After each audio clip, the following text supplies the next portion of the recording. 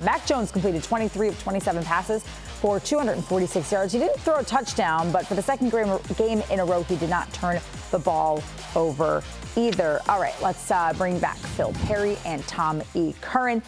Phil, I actually think Mac looked better yesterday. I know there were some sacks he shouldn't have taken, but there was a stretch, and I keep coming back to this. They threw up the little graphic on the CBS broadcast yesterday where he went 10 for 10, 134 yards, and he had 3 passes of 20 or more yards. To me, that was a steady sort of stretch for him that showed when he has some protection and things are clicking a little bit, he can get the offense going even if it never got into the end zone. Yeah, he actually completed his very next pass there too, Trenni. So he ends up 11 for 11. It was a really accurate day for him. Again, I feel like I am just announcing advanced analytics stuff all night tonight, but his completion percentage over expected, which is essentially an accuracy stat that is tracked by Next Gen Stats, it was near the top of the league for quarterbacks in Week 11 yesterday. So he took care of the football. We know that is probably this offense's priority right now. It really didn't feel like it was ever in harm's way, even when he was taking those sacks. And you say, Trenni, that maybe some of those he shouldn't have taken, and maybe you're right, but there weren't a lot of obvious ones to me where it looked like,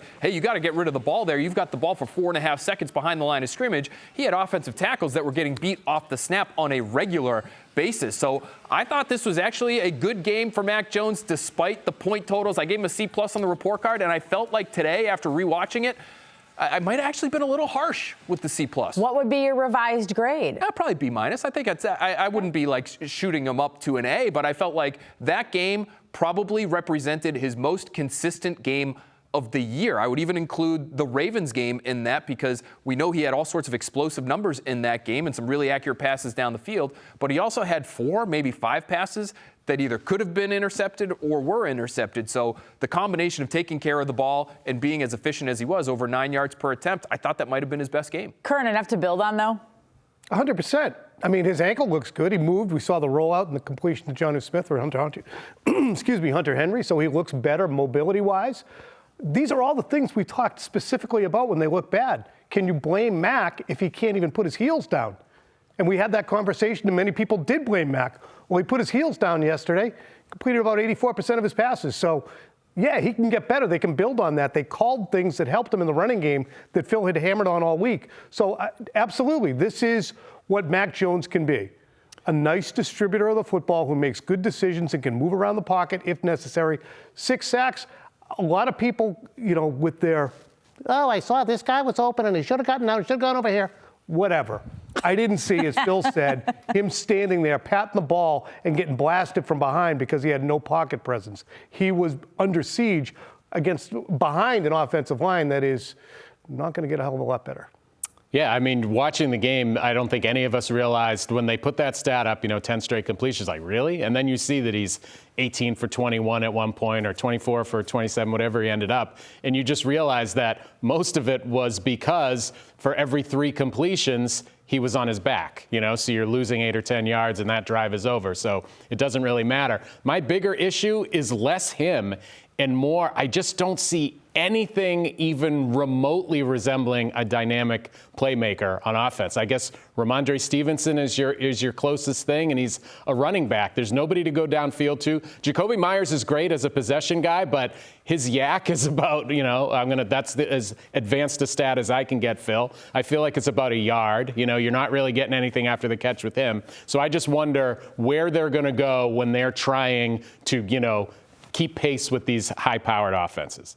I think they do have a couple of weapons that they could try to throw the ball to. Devontae Parker has been that guy this year, and he is really the one guy in this receiver group that I think Mac Jones trusts in those 50-50 ball situations. We've seen Kendrick Bourne get down the field. They just can't get down the field because to throw the ball down the field, you need some time behind the line of scrimmage. And again, this just comes back to the offensive line. And Tom mentioned it. I'm not sure it gets all that much better, and he might be right based on the personnel. So now they're in a point where they have to start looking to the coaching staff and the offensive coordinator de facto and Matt Patricia and say, how can you work around this? And maybe there are some things they can do, Trenni. Maybe it's more play action. They had really efficient play action day yesterday. They moved the pocket on a few plays yesterday.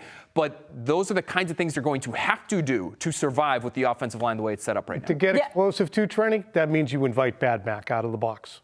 Do you want Bad Mac out of the box throwing downfield to Devontae Parker? when he had those 3 picks and got a little bit loose with the football, and it seemed like it took weeks to get him out of that. That's the conundrum the Patriots face, Trent.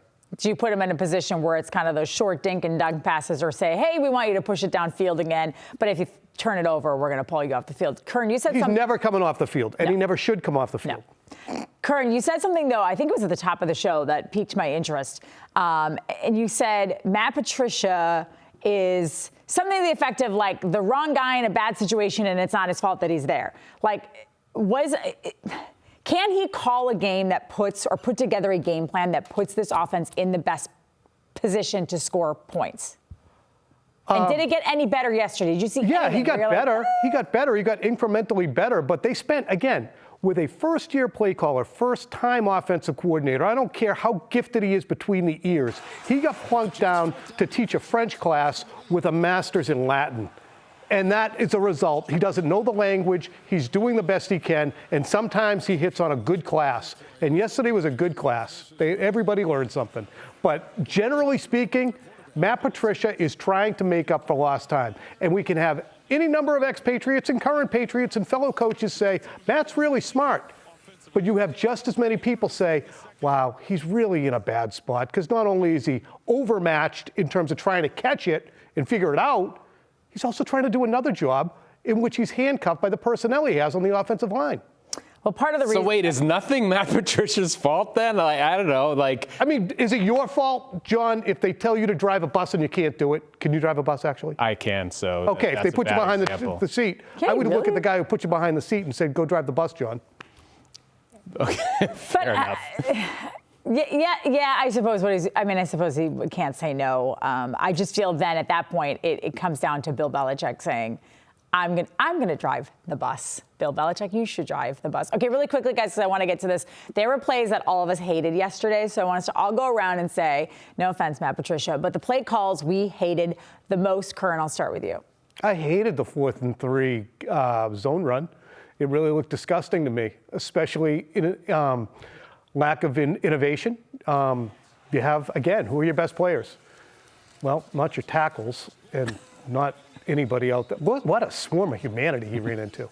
Next. Yeah, I'm in the same boat with Tom. I just really dislike this play too. And it's not even the decision to go for it there. It is that actual play call. The wide stuff, you're inviting a negative play by going that far wide and stretching things out and opening yourself up to penetrating defenders. So I wasn't a fan of that one. I saw that one and honestly thought that they had the down and distance wrong on the TV. I'm like, there's no way they ran that play on 4th down. I hated the QB sneak. I know there's no way that was a called play, but you have your backup center in there. You're trying to get really 3 yards. I know it was 2nd and 2, but it was a long 2.